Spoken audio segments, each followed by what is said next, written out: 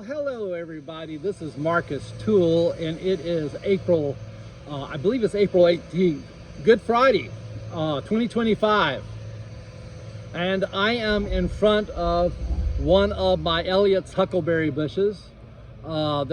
People around here in Bullitt County just refer to them as huckleberries. It's Vaccinium elliottii, so it's really a blueberry, a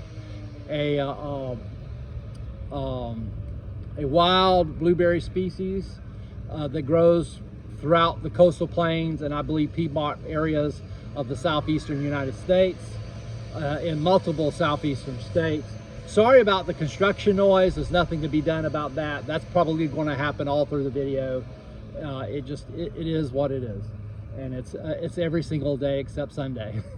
So anyway, we're in front of the huckleberry bush. It is harvest time, and this particular bush here, it's of course all the plants are really wild type, but this is one that's one of the better ones, and I have propagated it from suckers, and this is one of the suckers that I have propagated, and it's a strain that I'm calling Dottie, named after my aunt, and it's a particularly good one. It has bigger and sweeter berries than most. It's also early blooming and early ripening. And while the early blooming part makes it susceptible to hard freezes, the early ripening aspect means that it tends to ripen or start ripening before the hordes of catbirds come through. And so I'm more likely to harvest fruit without having to compete with the catbirds. Now, this was a cool winter, so the strain did not bloom in January quite the way it normally does because it was a cold January. It bloomed in February, and so it's a little later than it would be a lot of years. I saw the first catbirds arrive yesterday, so they're here. They'll be passing through, and so what this means is that I'm having to stay on top of picking these berries pretty much every minute that I get a spare time to do some picking. I got to do some picking. Ordinarily, I would wait a few days and really let the berries accumulate between pickings. But if I do that, it would be for naught because the catbirds would get them all. And so I just have to keep up with it. Vaccinium elliottii, because it is a wild species, they don't ripen all their berries all at once like most cultivated blueberries do. They just kind of ripen a few at a time, and of course the berries are smaller than the commercial species and varieties, like the rabbit eye blueberries, and so it is a more time-consuming thing to pick them. I will say, here's some examples of the berries, and they're very sweet. These are probably not as ripe as I would if I wasn't competing with catbirds. I would wait and have more really ripe berries, but these will ripen up inside. Just give them a day or so, and I'll keep on top of picking them. And so there's no rocket science to picking blueberries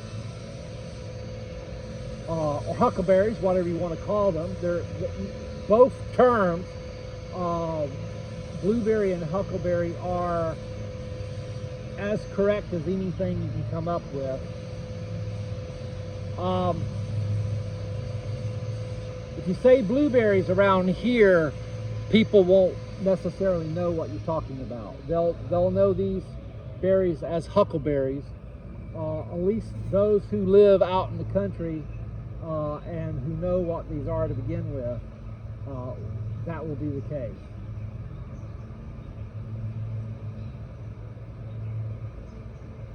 In some parts of the South, they're called Elliott's blueberries, although I have not heard that term used much around here except by me.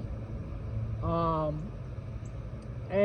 in other parts of the South, say in the Carolinas, I think they're sometimes referred to as Mayberries. And for those of you who are Andy Griffin fans, the inspiration for the fictional town of Mayberry and the Andy Griffin show was this. these Vaccinium Elliottii. Just a fun fact.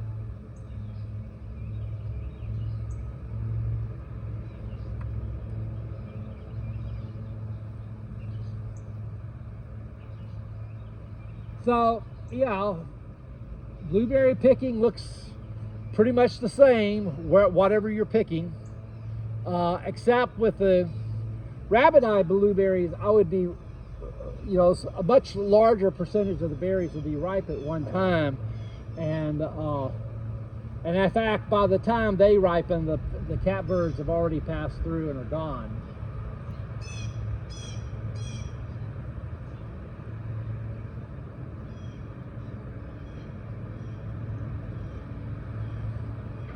Last year I had a much smaller crop of these, and the catbirds. I'm picking berries off of a branch that's behind me, because kind of see I kind of lifted up there. Last year the crop was quite a bit smaller than this year, and I don't know why. They weren't hurt by a freeze. The plants just didn't bloom as much. And well, I tell you what, the catbirds got all the berries pretty much.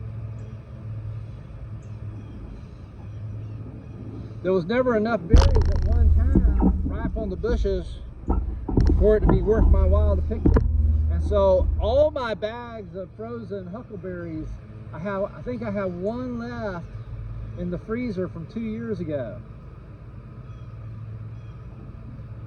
So, and I like these better than regular blueberries. I still have, I think, 3 or 4 bags of blueberries from last year, although rabbit eye blueberries, but these are better. And you know, I cook with both. If you want to make a tea, the berries of this work better for the tea because the flavor's a little stronger. If you want to make a blueberry tea, I actually use the berries from these, which I freeze, and the leaves from the rabbit eye blueberries when they are turn red to go dormant in the fall. That's when you pick the blueberry leaves to make tea, and it's really good for, you know, blueberry leaf tea is really good for prostate health.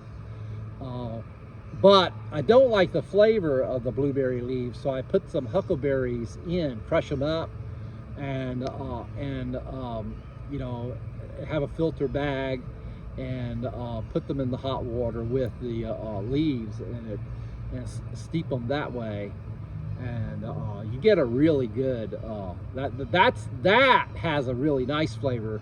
The flavor is coming from the huckleberry fruit, but a lot of some of the antioxidants and nutrients are coming from the huckleberries as well. But the stuff that's really good for your prostate is coming from the blueberry leaves. Anyway, this is really probably about all I ought to do on video. I don't want to make the video overly long for this and bore you with it. But anyway, this is Marcus Toole. I am in Statesboro, Georgia. The climate here is a borderline 9A, 8B climate.